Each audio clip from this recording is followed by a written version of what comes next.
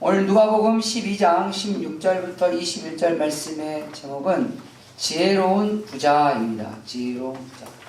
우리 옆에 분들에게 이렇게 이야기해 볼까요? 하나님 안에서 지혜로운 부자가 됩시다. 시작. 하나님 안에서 지혜로운 부자가 됩시다. 한참 그 TV CF에 모 카드 회사의 그 CF 장면이 굉장히 유행이 될 때가 있었어요. 그 장면이 뭐냐면 부자 되세요 였어요. 우리 옆에 분들한테 이렇게 이야기해보세요. 손 드셔야 돼요. 몸이 건조하게 하지 마세요. 손 드시고 옆에 사람한테 그 절대 축복해줄 의지나 마음이 절대 없다 하지 마세요. 근데 조금이라도 축복해줄 마음이 있다. 그럼 하세요. 자, 이렇게 하고 부자 되세요. 시작. 부자 되세요. 이렇게 이야기해도 마음이 없으신 분을 보니까 부자 되기 틀렸어요. 마지막 기회를 드리겠습니다. 옆에 분들에게 성경에 축복은 그 영혼을 사랑하는 거라고 했습니다. 자, 그 마음 다시 부자 되세요. 시작. 부자 되세요. 네. 부자가 되시기를 주님의 이름으로 축복합니다.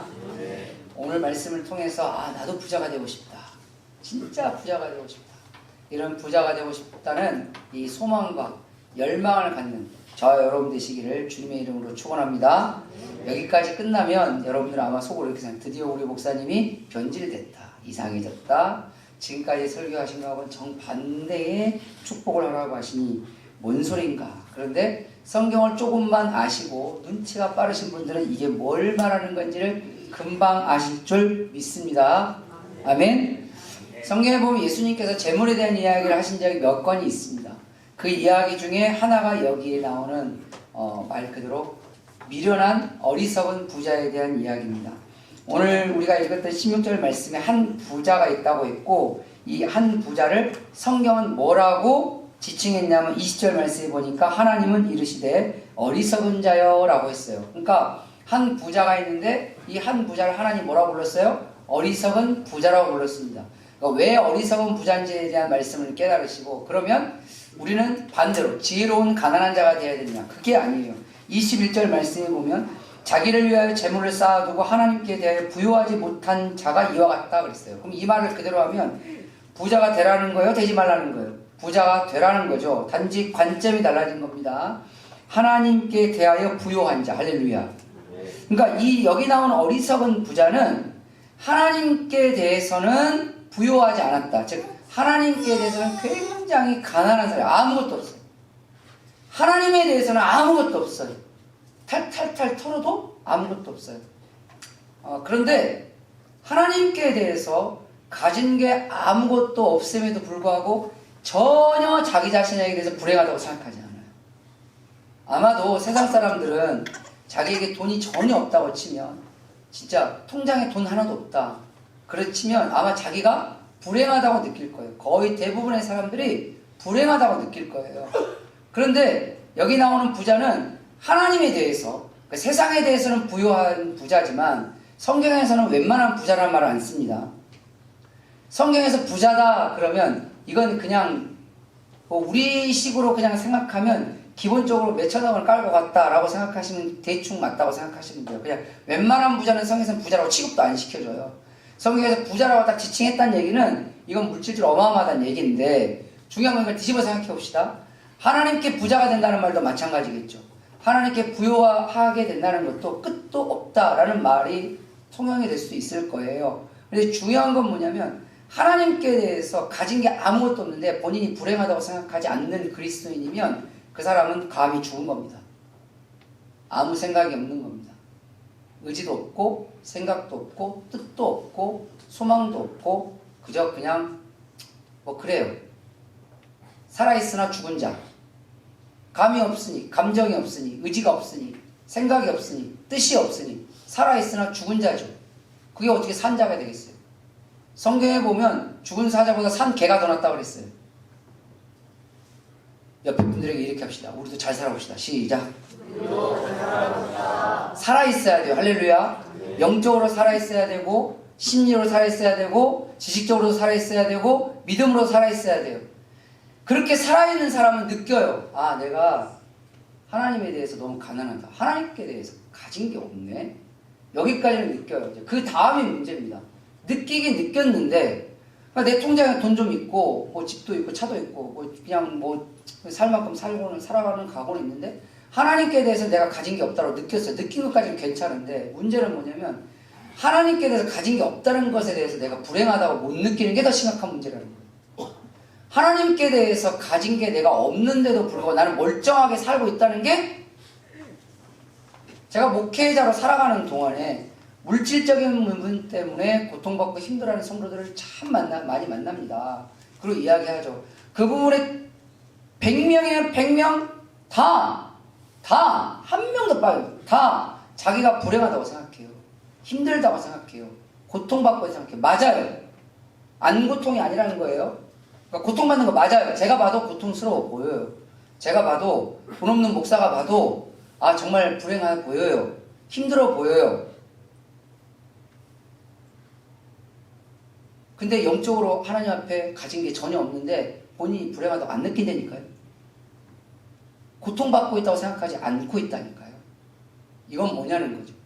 본인은 예수님 믿는다고 하는데, 본인은 교회 다닌다고 하는데, 본인은 하나님의 자녀라고 하는데 하나님께 대해서는 전혀 가진 게 없어요. 그냥 살아있는 시체처럼, 영적 시체처럼 살아가는 거죠. 오늘 여기 나오는 어리석은 부자가 그런 존재입니다. 왜 이 부자가 어리석다고 했을까요? 오늘 성경을 통해서 우리가 살펴보면 대충 답이 나오겠지만 가장 큰 두 가지 줄기가 있습니다. 첫 번째는 세상에 대해서는 엄청 부자는 맞는데 하나님에 대해서 가진 게 없기 때문에 부자인 건 맞습니다. 하나님에 대해서 가진 게 전혀 없기 때문에 어리석은 부자인 건 맞는데 더 중요한 게 포인트가 있어요. 그게 뭐냐면 오늘 16절 말씀에 들어가 보면 이 부자에게 밭에 소출이 풍성해졌어요. 그러니까 해년마다 추수를 할 거 아니에요. 지금 현대사회는 산업화되기 때문에 다 돈으로 자산으로 움직이지만 이때 당시 때는 거의 대부분이 농업이나 목축업을 했던 아니면 가내수공을 했던 시대였기 때문에 실질적으로 자산을 눈에 다 보이는 것들란 말이에요. 땅이 눈에 보이고 그 다음에 추수를 하면 거기 쌀이 보이고 밀이 보이고 뭐 이런 시대잖아요. 소출이 많아졌어요.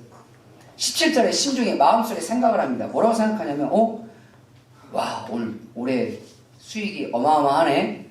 이걸 쌓아둘 곡간이 부족하네. 어떻게 하지? 라고 생각을 했다는 거예요. 그래서 18절에 그가 내린 결론은 이겁니다. 곡간을 헐고, 그러니까 원래 곡간이 있어요.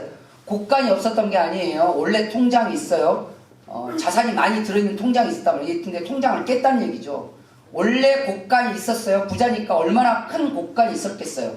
근데 그 큰 곡간을 헌 거예요. 허물었어요. 헐고 18절 더 크게 짓고 내 모든 곡식과 물건을 거기 쌓아두자 라는 결론을 내립니다. 이 부자는 하나님께 대해서 부요할 수 있는 기회가 찾아왔어요. 부자가 가지고 있는 게 뭐죠? 부자는 뭘 갖고 있죠?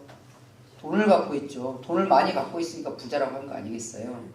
지식을 많이 갖고 있으면 우리는 그 사람을 지혜자라고 할 거 아니겠어요?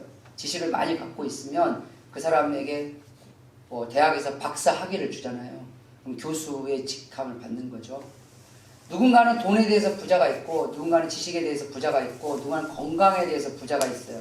어떤 사람은 기술에 대해서 부자가 있고요. 부자의 관점은 다양하게 우리가 보고 설정할 수 있어요. 근데 중요한 건 뭐냐면 그 사람에게 더 많은 게 생겼어요. 예를 들어서 건강한 사람이 더 건강해졌어요. 지식이 있는 사람이 더 많은 지식이 생겼어요. 원래 기술이 좋은데 더 좋은 기술이 됐어요.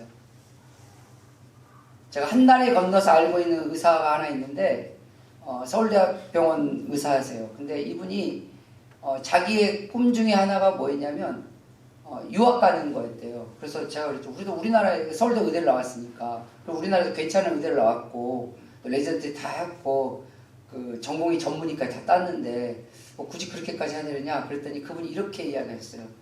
그때는 제가 부목사였는데 목사님 의술은 끝이 없습니다.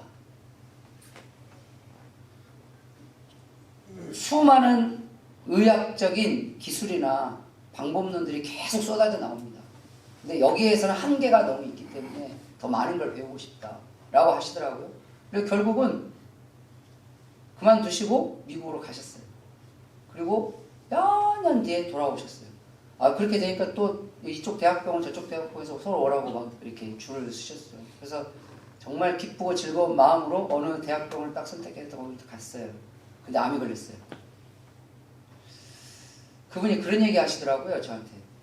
한 번도 병원에서 의사가 암이 걸려서 이렇게 수술 받고 항암을 하고 있는 그런 상황이 있을 때 한 번도 자기는 내가 가지고 있는 이 의술이 의학적 부자라고 생각해 본 적이 없었대요.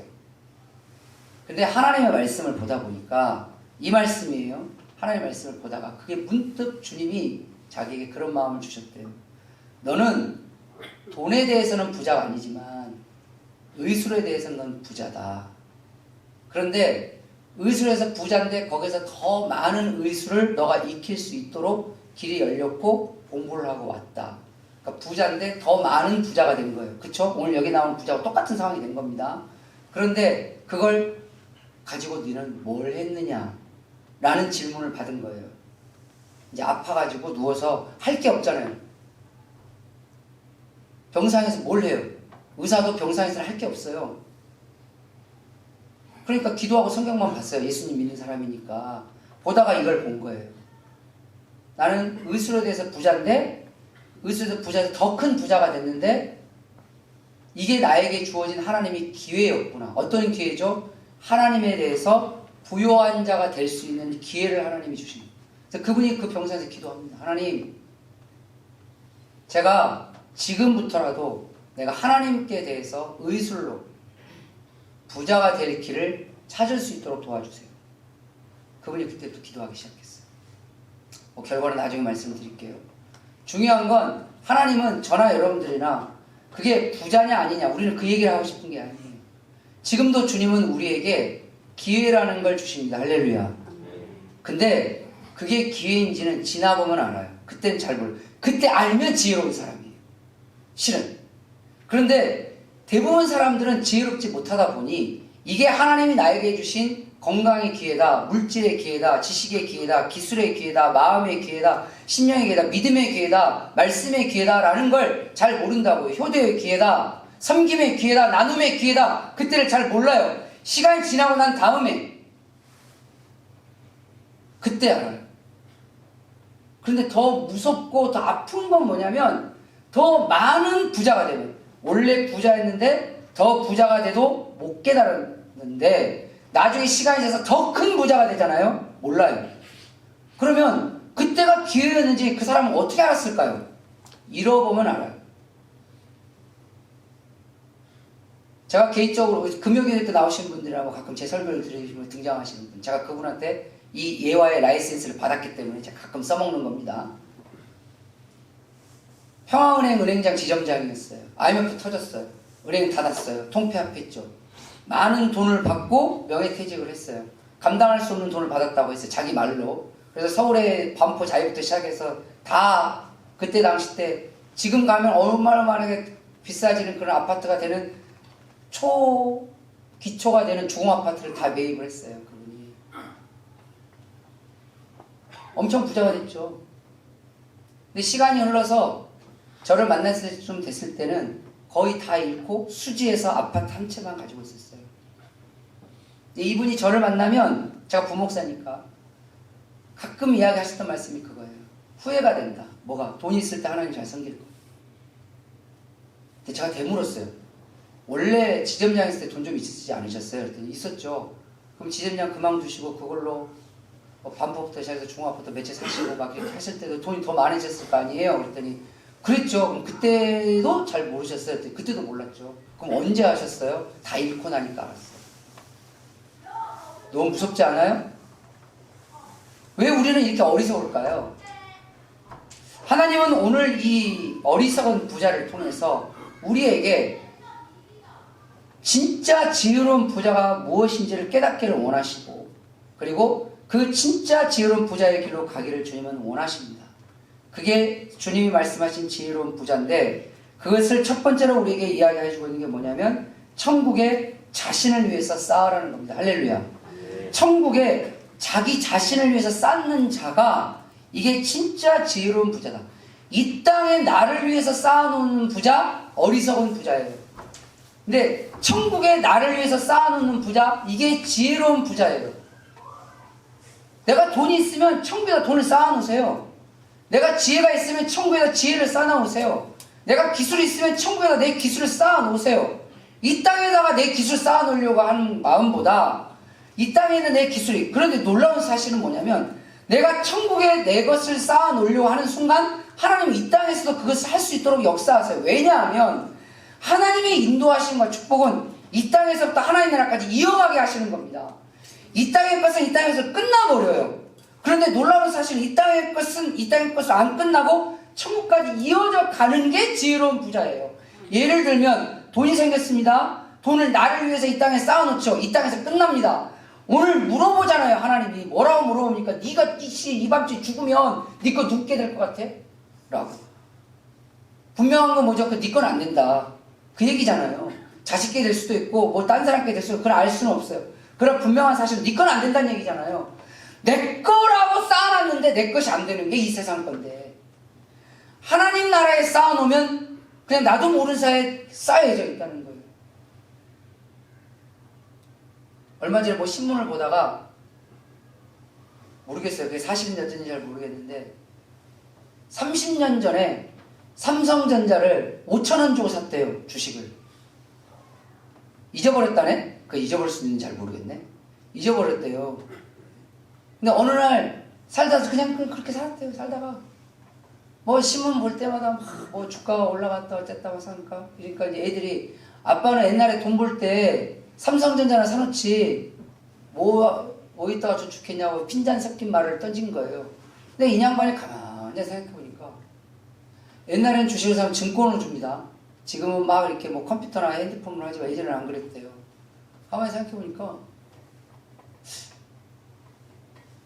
내가 삼성을 산 것 같은데 그때 뭐가 있어가지고 사라고 하도 그래가지고 많이 샀던 것 같은데 라는 생각이 문득 들었대요. 그 사이에 뭐 영명분할도 하고 조금 막 그래가지고 막 이게 엄청 커졌거든요.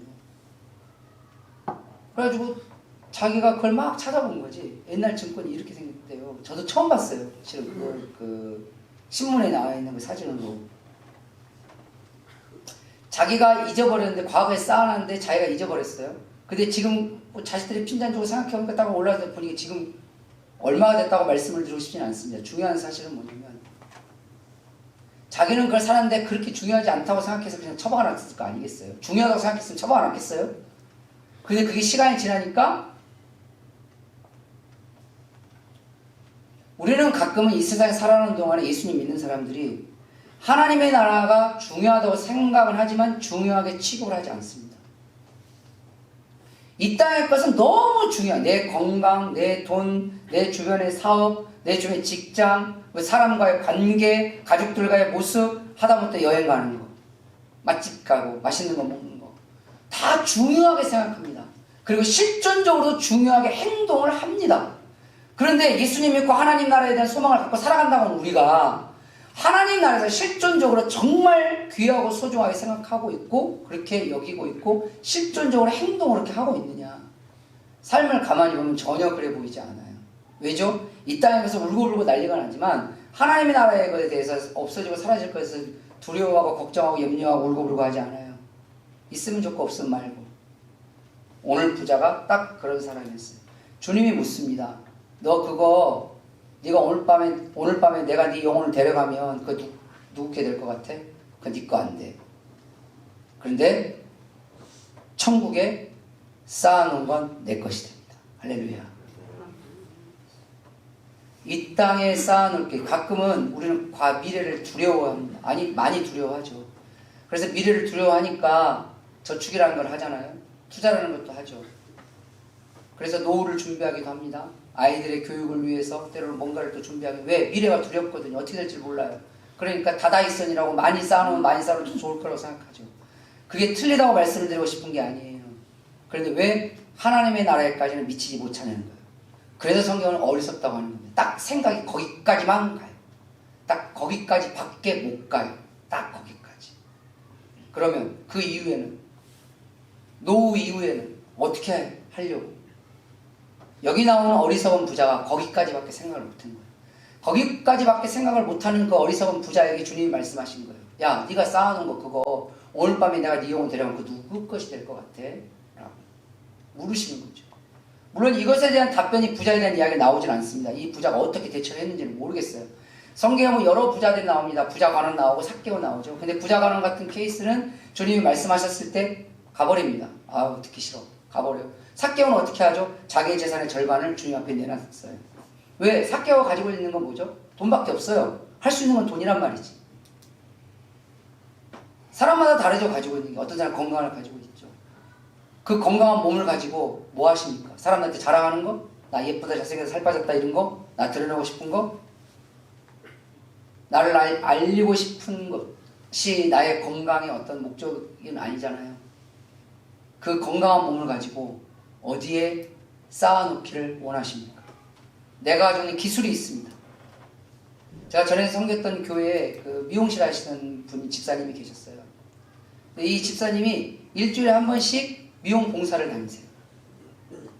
그 노숙자들 뭐 이렇게 머리를 깎아주는. 대전에 가면 공원이 큰 게가 몇 개 있어요. 그래서 그 공원들 돌아다니면서 하세요. 노숙하시는 분들 머리를 이렇게 깎아주시고, 가끔 할아버지 할머니들 지나가 나도 깎아줘? 이렇게 물어보면 언제든지 오세요. 그러면 이렇게 하세요. 그러면 그거 준비하고 그거 다 치우고 다 해야 될 거 아니에요. 보면 애들이 따라가요. 애들이 따라가서 가끔 노숙자들 오면 그 야쿠르트 있죠? 거기다 빨대 꽂아가지고 드세요. 다 자비량을 하세요. 그 집사님이 늘 하시는 말씀이 있어요. 내가 가지고 있는 건 미용 기술밖에 없어요. 아니요, 제가 봤을 때 미용 기술밖에가 아니라 미용 기술씩이나 갖고 있는 거예요. 근데 그걸 통해서 그분은 미용실에서 내 고객들에게 머리를 잘라주는 건 이 땅에 쌓는 거지만, 이 공원에 와서 이분들의 주님의 마음으로 깎아주고 기도해주고 보내드리는 건, 그래서 이분들 하시는 게 있어요. 이걸 다 해주면 기도해줘요. 그 집사님이 안 도망가요. 왜죠? 여러분 같으면 내 머리를 공짜로 깎아줬는데 기도해준다고 도망가시겠어요? 못 도망가지. 못 도망가요. 앉아있지. 기도해줘요. 기도의 내용 반드시 있습니다. 하나님, 이번 주일날 꼭 교회 갈 수 있도록 도와주세요. 예수님 믿고 천국 소망 갖게 해주세요. 그분이 레파토리가 거의 똑같아요. 나중에는 거기 자주 오시는 노숙자가 그 기도 레파토리를 다 외우셨대요. 들어가죠. 천국에 쌓아놓는 거. 저와 여러분은 올 한 해 동안 어디에다가 무엇을 쌓고 사셨습니까? 주님은 그걸 묻고 싶어 하실 거예요. 지혜로운 부자가 되시길 바랍니다. 할렐루야. 두 번째로 주님이 말씀하신 지혜로운 부자는 영적인 즐거움을 아는 사람입니다.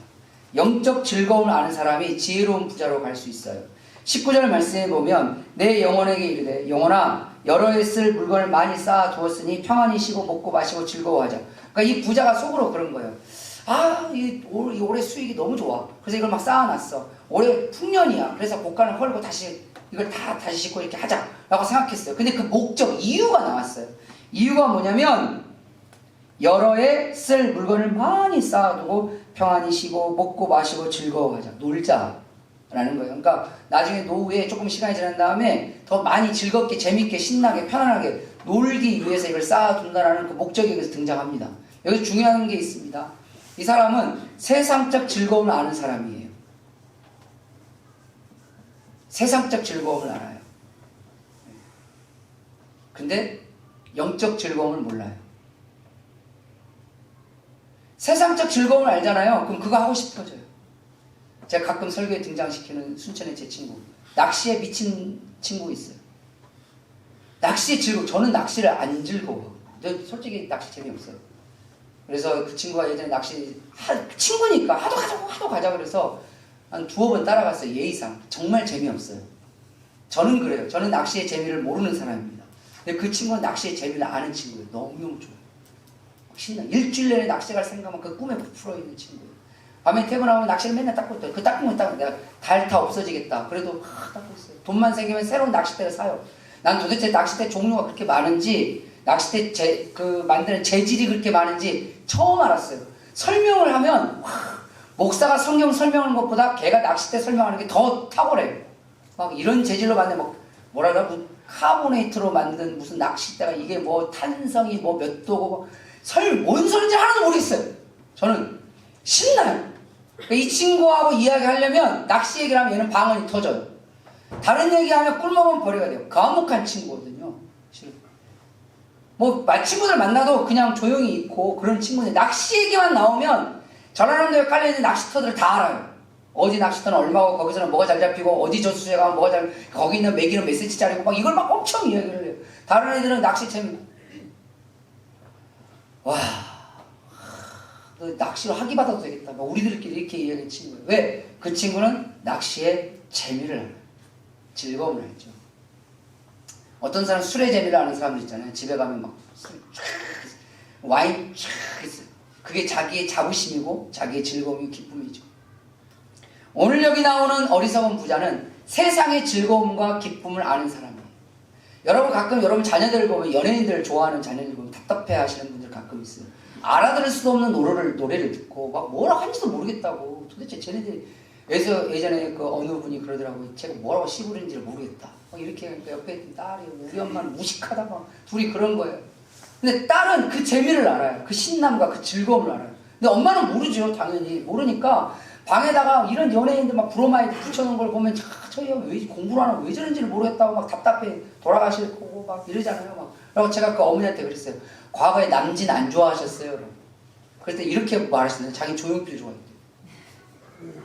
아 그러셨어요. 그 마음이 그 심정이에요.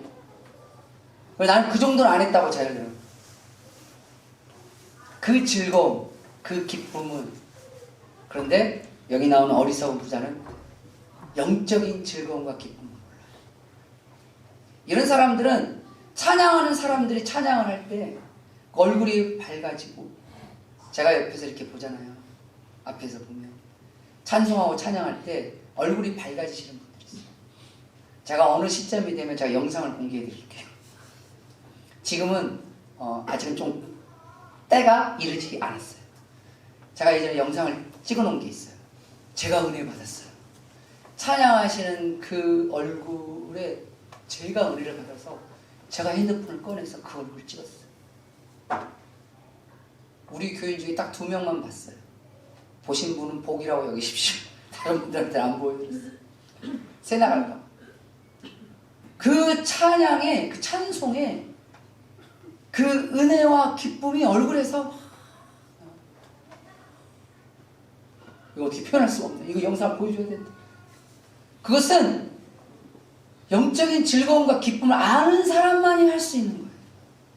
어떤 사람은 기도 10분만 하면 미쳐버리겠다고 하는 사람도 있어요. 근데 어떤 사람은 기도 1시간에도 부족하다고 하는 사람이 있어요. 왜 그럴까요? 기도의 즐거움을 알아요. 어떤 사람은 불면증에 시달릴 때 성경 보라고 그래요. 왜? 보면 잔다. 네. 그런데 어떤 사람은 그런 사람에게 성경책 주죠. 밤새도록 눈 말똥말똥 뜹니다. 왜죠? 말씀의 기쁨을 알아요. 즐거움을 알아요. 그러니 그런 사람에게 말씀을 주면 잠을 자겠습니까? 밤새도록 누가 영화 보듯이 그 사람 성경 보고 앉아있는데. 이 부자는 영적인 즐거움이 전혀 없었어요. 믿음 생활에 대한 기쁨도 전혀 없었어요. 찬양을 해도 그냥 그렇고, 예배를 드려서 그냥 그렇고, 기도를 해도 그냥 그렇고, 전도를 해도 그냥 그렇고, 성도들과 만나서 교제해도 그냥 따분해고 막 이래요. 그런데 세상 나가서 너무 즐겁고 기뻐요. 그러니까 거기다 쌓아두려고 하지. 그 사이에 하나님 나라에 내 것은 없어요. 그런데 이 땅에 사는 동안에 하나님 안에서의 즐거움이 있어요. 하나님 안에서 즐거움이, 당연히 그 사람은 즐거움을 찾아가는 게 본능입니다. 그게 잘못됐다고 말할 수는 없어요. 중요한 건 무엇을 즐거워할 거냐가 문제인 거죠. 정말 하나님의 은혜를 경험한 사람, 예수 그리스도의 십자가의 보혈을 체험한 사람은 그냥 하나님만 들어도 좋아요. 예수님이라는 이 세 글자만 들어도 좋아요. 어디 가서 저 사람 교회 다닌다는 말만 들어도 마음이 쓰여요. 그게 진짜 주님을 마음에서 경험해본 사람입니다. 어디 가서 찬양을 듣는데 너무 좋아. 그럼 쫓아가서 제목이 뭔지 물어보고 싶은 마음. 왜 그러겠어요? 찬양에 대한 기쁨이 그에게 있으니까 그래요. 누가 찬양을 틀든지 말든지 그게 어쩌든지 듣든지 심지어는 그게 소음이라고 생각하는 사람 주님에 대한 기쁨이 전혀 없죠. 왜 그럴까요? 재미가 없어요. 왜 그럴까요? 하나님의 은혜를 마음에서부터 경험해보지 않았기 때문입니다. 예수님 믿고 교회를 다니지만 주님에 대한 영적 체험이 없으면 기쁨에 대한 체험이 없으면 이렇게 돼요. 세 번째로 주님이 말씀하신 지혜로운 부자는 영혼의 때를 준비할 줄 아는 사람입니다. 우리는 머리로는 알죠. 한 번 죽는 것은 정해진 것이고 그 이후에 심판이 있으리라는 말씀을 히브리서를 굳이 들리지 않더라도 우리는 다 알고 있습니다. 이게 인간의 운명이에요. 한 번 죽는 정해져 있다는 것이. 중요한 건 그것을 준비해가는 사람이 있습니다. 우리는 살아가다 보면 다 때가 있어요. 공부할 때가 있어요. 그렇지 않나요? 저는 가끔 젊은 애들이 청년들이나 청소년들이 가끔 목사님 이거 해볼까 어쩔까 너무 고민이 돼요. 막 이럴 때가 있어요. 그럴 때 제가 던지는 늘 레파토리 좀 던지는 게 있어요. 그게 뭐냐면 지금을 놓치면 나중에 이때가 안 온다. 지금 실패한 것이 중요한 것다기보다 때를 잃는 것이 더 큰 실패가 될 수 있다. 그래 다시 해보라고. 그게 1년, 2년이 될 수 있을지 모르겠지만 해보라고. 왜냐면 지금 안 되니까 그냥 아닌가 보다 라고 놓고 그 다음에 다음으로 가잖아요. 시간이 지나면서 그때 해볼 걸 반드시 찾아옵니다. 차라리 1, 2년을 주는 게 더 낫지. 때는 사람은 다 있어요. 근데 중요한 건 알아요. 애들이 시험 볼 때가 언제인지 시험 기간도 모르는 애들은 0.1%예요. 하위 0.1%. 대부분의 시험 기간 정도는 알아요. 제가 가끔 우리 애들한테 물어보거든요. 청소년부 애들한테. 언제부터 시험 기간이 다 학교가 조금씩 다르지만 대부분 이야기가 언제부터 시험 기간이에요. 가끔 머리를 긁는 애들이 있긴 있어요. 이건 몰라서 그런 것이 아니라 목사님이 갑자기 물어보니까 놓친 거지. 그건 충분히 이해할 수 있죠. 시험 보는 건 알고는 있으니까 언제 수능을 보는지 알죠. 가끔 어른들은 놓쳐요. 왜? 내일이 아니니까. 그래서 애들이 이야기해줘도 달력에다 표시 안 해놓으면 수능이 언제인지도 모르죠. 그렇게 똑똑한 어른들도 그걸 놓친다. 왜? 내일이 아니니까. 임신하죠? 언제 아이를 낳을지 대충 압니다. 다 알려주니까요. 때가 다 있어요. 나중에 퇴직할 때가 있어요. 노후를 보내야 될 때가 있어요. 애들 장가 보내고 시집 보내고 볼 때가 있어요. 때가 있어요. 때가 있다고. 그래서 그때에 맞춰서 준비를 하잖아요. 우리는 준비가 안 되면 혼나잖아요. 잔소리를 듣잖아요. 야, 너 시험 기간이 언젠데 지금까지 그러고 있어 라고. 여보, 당신 애 낳을 때가 언젠데 아직까지도 그러고 있냐고. 우리 애가 그럴 때인데 왜 아직까지 그러고 있냐고 혼나고 잔소리 듣잖아요. 당연하죠. 영혼의 때는 분명히 있습니다. 할렐루야. 중요한 건 언제인지를 몰라요. 오늘 주님이 말씀하십니다. 20절에 하나님이 이르시되 어리석은 자여 오늘 밤 내 영혼을 도로 찾으리. 사람은 오는 건 순서가 있어도 가는 건 순서가 없습니다. 우리는 너무 잘 알고 있고 가끔 주변에 보기도 합니다. 근데 우리는 아무 준비가 안 돼 있어요. 그런데 놀라운 사실은 오늘 준비가 된 사람은 오늘 주님을 만나도 큰 타격감이 없다라는 은혜로움도 있긴 하지만 오늘 준비가 된 사람은 내일도 준비해요. 모레도 준비해요. 오늘 준비 안 하는 사람은 실은 내일도 준비 안 해요. 근데 마음은 갖고 있어요. 준비해야 되는데. 맞아, 그래야 되는데. 근데 안 해요. 머리에만 담아놓지 마시고 오늘 하십시오. 주님이 오늘 우리에게 물으실 겁니다. 오늘 밤 내가 네 영혼을 도로 찾으면 너에겐 무엇이 남겠느냐? 그게 누구의 것이 되겠느냐? 근데 내가 오늘 준비하고 있으면 주님이 그 질문을 던질 이유가 없어요. 그렇잖아요. 여기 나오는 어리석은 부자가 만약에 오늘 영혼의 때를 준비하고 있었다고 칩시다. 그럼 주님이 그걸 물으셨겠습니까? 안 물으셨죠. 잘하였도다 착하고 충성된 나의 종아라고 말씀하셨겠죠. 근데 이 질문을 던진 이유는 좀 생각을 좀 하라는 뜻이에요. 주님이 질문을 던질 때는 생각하라고 질문을 던진 것이지 알라고 질문을 던진 게 아니에요. 왜냐면 아는 건 가르치면 되는 거거든요. 근데 가르쳐도 안 되니까 생각해보라고 하는 거예요. 가르침의 단계 그 다음이 질문입니다. 생각해보시라고 이거죠. 그러니까 주님의 질문 가운데는 결국 네가 오늘 지금 당장 영혼의 때를 준비하고 있냐, 뭘 준비하고 있냐 라는 문제인 거예요. 진짜 지혜로운 부자는 오늘 준비합니다. 내일부터요? 그럼 내일 되면 또 내일부터가 될 거예요. 미뤄요. 이게 미루는 것도 습관됩니다. 실은. 그러니까 영적인 것이든 육신적인 것이든 미루는 것도 습관이 돼요. 다음은 있을 수도 있고 없을 수도 있지만 중요한 사실은 다음에 하면 그만큼 효과는 반감돼요. 오늘 할 때가 오롯이 내 것이 된다는 거죠. 마지막 네 번째로 예수님께서 말씀하신 지혜로운 부자는 하나님에 대해 부요한 사람입니다. 드디어 나왔습니다. 21절. 자기를 위하여 재물을 쌓아두고, 누군가는 자기를 위해서 건강을 쌓아두고, 누군가는 자기를 위해서 지식을 쌓아두고, 누군가는 자기를 위해서 기술을 쌓아두고, 누군가는 재능을 쌓아두고, 많은 걸 쌓아두겠죠. 자기를 위해서, 나를 위해서, 내 가족만을 위해서. 근데 그 다음에 쌓아두고 하나님께 대하여 부요하지 못한 자가 이와 같으니라. 하나님께 대해서 부요하다는 게 뭘까요? 하나님이 나에게 충만하다는 얘기겠죠. 하나님이 나에게 충만하다는 건 다른 건 없습니다. 성경에 보면 요한복음 1장에 보면 예수님을 뭐라고 표현합니까? 말씀이라고 말합니다. 태초에부터 말씀이 계셨느니라. 그 말씀이 육신이 되어 우리와 함께 계셨으니. 즉 그 말은 뭐냐면 내 안에 성경에 보면 영접하는 자 그 이름을 믿는 자들이 하나님의 자녀가 되는 권세를 주셨다라고 했는데 그 영접은 뭐죠? 주님을 내 마음에 모셔드리는 거잖아요. 주님을 내 마음에 모셔드린다는 게 뭘까요? 주님이 내 마음에 어떻게 들어와? 하나님의 말씀이 내 안에 들어오는 거죠. 하나님의 뜻이 내 안에 들어오는 것이요. 하나님의 기쁨이 내 안에 들어오는 거죠. 하나님이 즐거워하는 게 내가 즐거워하고 하나님이 좋아하는 게 내가 좋아하게 되고 하나님이 말씀하시는 것이 내 것이 되고 하나님의 뜻이 곧 내 뜻이 되는 거예요. 하나님의 뜻과 내 뜻이 상충되죠. 그러면 하나님에 대해서는 가난해집니다. 가끔은 이럴 수 있어요. 내 뜻은 이건데 하나님의 뜻이 다를 수 있어요. 그러면 그때 우리가 하는 게 뭐죠? 내 뜻을 내려놓는 거예요. 그게 성경에 뭐라고 말합니까? 자기를 부인하는 자. 자기의 감정도 내려놓고 자기의 주장과 뜻과 지식도 내려놓고 주님의 감정과 주님의 마음을 갖고 주님의 뜻과 주님의 지식과 주님의 말씀을 가지고 주님이 좋아하시는 게 뭔지를 찾아 나아가는 것. 그것이 하나님에 대해서 부요한 사람입니다. 그러면 성경의 스토리상 창세기부터 계시록까지 성경의 스토리상 하나님이 가장 좋아하는 게 뭘까요? 바로 예배입니다. 하나님은 예배를 제일 좋아하십니다. 여러분 좋아하는 사람하고 사랑하는 사람하고 뭘 할 때가 제일 좋으세요? 아마 예배할 때가 제일 좋을 거예요. 그 사람을 예배할 때. 예배한다는 게 뭐죠? 함께 한다는 거예요. 그 사람을 높이고 칭찬하고 노래하고 이야기한다는 거잖아요. 그 사람의 말을 듣는다는 거잖아요. 예배는 우리가 하나님을 좋아하고 하나님을 사랑하고 하나님을 높이고 하나님을 칭찬하고 하나님을 노래하고 하나님의 말을 듣고 경청하고 맞아 동의하고 공감하고 그렇게 살아가겠다는 삶의 의지를 갖는 게 예배잖아요.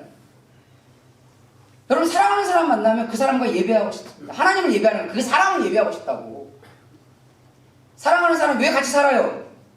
아침 저녁 밤낮으로 같이 예배하려고 그래요. 난 너를 높이고 싶어. 난 너를 사랑하고 싶어. 난 너하고 공감하고 싶어. 난 너의 말을 듣고 싶고 내 말을 너에게 해주고 싶어. 어디 가서 딴 사람한테는 말하고 싶지 않는데 너에게는 내 말을 해주고 싶어. 그리고 너의 이야기를 듣고 싶어. 너와 같이 뭔가를 같이 하고 싶어. 그걸 성경적인 용어로 예배라고 합니다. 하나님을 예배하는 것, 사람을 예배하고 다른 신을 예배하고 세상을 예배하고 돈을 예배하고 세상의 성공을 예배하는 것이 아니라 하나님을 예배하는 것. 그게 하나님을 부여하는 사람의 시작입니다. 하나님의 소원은 뭘까요? 한 영혼이라도 천국에 보내주는 겁니다. 이게 하나님의 소원이에요. 그게 하나님의 소원이라면 들어드려야죠. 내 주변에 지옥 갈 수밖에 없는 영혼 하나를 골라서 이 사람 내가 프로젝트를 짜든 어쨌든 간에 어떻게 하든 이 사람 천국 내가 보내리라. 하나님이 얼마나 좋아하실까요? 그게 하나님에서 부여한 사람입니다. 하나님은 늘 우리와 같이 대화하고 싶어 하십니다. 우리는 성경에서 그걸 뭐라고 하죠? 기도라고 합니다. 하나님 좋아하니까 하나님 그래서 너무 좋아하는 사람들은 아침에 일어나자마자 기도합니다. 하나님 너무 좋거든요. 잠자는 동안에는 꿈에서 주님과 이야기하고 싶고 꿈은 내 의지대로 안 되니까. 근데 깨어났을 때는 주님 앞에 이야기. 하나님 오늘도 숨을 쉬네요. 감사합니다. 제가 10원 한 푼 안 줬는데 오늘이 저에게 주어졌네요. 감사하고 주님과 함께 하고 싶었습니다. 무슨 일이 생겼어요? 하나님 진짜 저 지금 너무 짜증나요. 왜냐면요 제가요 우리는 사람에게 하고 싶어 하지만 하나님은 당신에게 하라고 말합니다. 오죽했으면 다윗은 주님께 쫓아가서 저놈 좀 죽여주세요 라는 말까지 했을까요? 근데 주님이 그걸 막 혼내지 않으셨어요. 그럴 수 있어. 내가 알아서 해결할 테니까 너는 내가 주어진 길을 가라. 그래도 될까요? 그렇게 해. 주님께 부유한 사람. 세상의 부자가 된다는 건 실은 많은 사람들이 소원하지만 실은 되게 어렵습니다. 우리 교회 제일 부자가 누군지 제가 한번 생각해봤어요. 누가 우리 교회 돈으로 제일 부자지?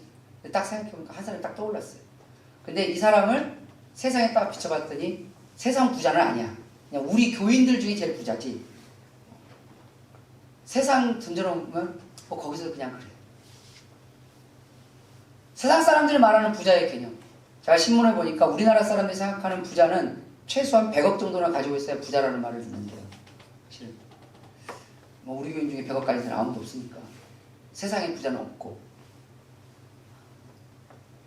세상의 부자는 많은 사람들이 원하지만 실은 매우 어렵습니다. 소수만 부자가 돼요. 근데 천국의 부자는 된다는 건 실은 적은 사람들만 소원해요. 많은 사람, 예수님 믿는 사람들도 천국에서 부자 되고 싶은 사람 그렇게 많지 않아요. 그래, 천국만 가도 좋겠다 이런 생각을 가진 사람들 훨씬 더 많지, 천국에 가서도 부자가 되고 싶다 생각하는 사람 많지 않아요. 근데 안타깝고 아쉬운 건 천국의 부자가 되는 건 매우 쉬워요. 아마 여러분 생각보다 훨씬 더 쉬울 겁니다. 생각보다 더 많이 쉬울지도 몰라요. 어찌 보면 우리가 직장생활하고 가정생활하고 학교생활하는 것에 반에 반통만 해도 천국의 부자가 될 확률이 훨씬 더 높아질 겁니다. 그리고 다수가 이룰 수 있어요. 근데 잘 안 해요. 그 어려운 건 해보려고 막 이를 악물고 해대지는데 그 쉬운 건 왜 이토록 안 하시는 걸까? 그건 아직도 우리가 어리석고 있기 때문입니다. 진짜 우리가 지혜로우면 했을 거예요. 이렇게 쉬운데. 더 현실적인 이야기는 세상의 부자의 수명은 짧습니다. 솔직히 대기업의 자식으로 태어나지 않고서야 자수성가해서 부자가 되는 사람은 젊은 나이에 부자 되기 쉽지 않습니다. 대부분 6년 이상 돼야, 빨라야 50대 초반 이쯤 돼야 자수성가해서 부자 된 사람이 대부분 이때 부자가 돼요. 그리고 몇 년 그걸 누릴까요? 성경에 강건해야 80이라고 했는데 한 30년? 30년짜리 부자 하려고 천국의 부자의 수명은 영원합니다. 성경은 우리에게 그걸 가르칩니다. 천국의 부자는 쉽습니다. 천국의 부자는 모두 다 할 수 있습니다. 천국의 부자는 영원합니다. 하나님의 진리를 깨달으시고 천국의 부자가 되고자 하는 이 열망이 우리에게 있었으면 좋겠습니다. 여러분들이 가지고 있는 것들이 다 다릅니다. 각도가 다르고 상황이 다르고 방향이 달라요. 하지만 가지고 있는 것 안에서 이 땅에서 부자가 된다 뭐 한다 그건 여러분들이 알아서 하세요. 그러나 천국의 부자는 다 되시기를 주님의 이름으로 축원합니다. 기도하겠습니다.